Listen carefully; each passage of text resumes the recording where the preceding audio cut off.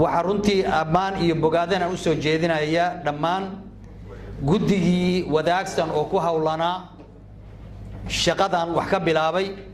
iyo agaasimayaashii iyo dadkii ka shaqeynayay iyo shirkadda TTN oo iyaduna runtii shaqo fiican ka qabatay kelmadda dawladda madaxweynaha ayaa iska leh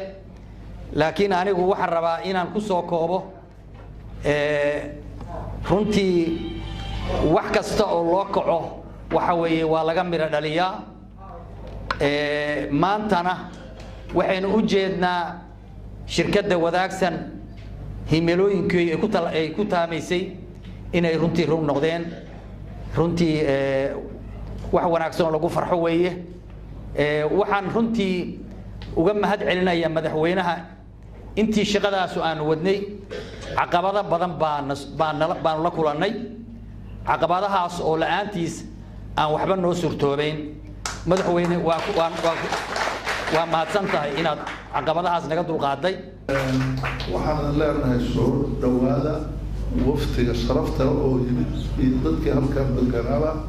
waftiga oo madaxweynuhu uu horeeyo waa idin ducaynaynaa waana idinla shaqaynaynaa waana garanaynaa waxa aad qabateen iyo waxaad qabanaysaan waxa aad u dadaalay waan la iloobi karin guddigan leh gudoomiyaha oo ka shaqeeya garaca iyo guddiga maxaa kuu sheegaa gudoomiyaha degmadu ka mid yahay oo gudoomiyaha cusub waxaa la rabaa hawlkabadaalooyin oo weli waa hogadii wax taariikhda kale ku walbaabaaan anugu waxaan kusoo xirayaa hadalkayga dekada ha la ogaado waa dekad soomaaliyeed iyo ajnabiga dariska nala ah oo aanan ku kala maarmi karin shaqada iyo wax kala galashada iyo isu socodka qodob ma leh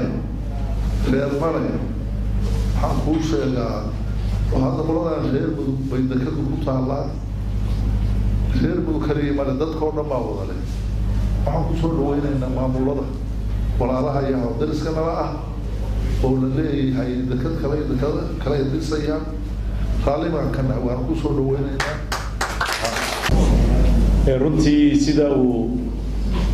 warsamo sheegay safarkan wuxuu ahaa safar shaqo aan ugu kuurgalaynay 2 sano kadib markii aan dhagax dhignay shaqada socota oo warbixinteeda aan mar walba helaynay inaan indhaheenna ku soo aragno meesha ay marayso iyo inta dhiman iyo intay qaadan karto maadaama fursad ay tahay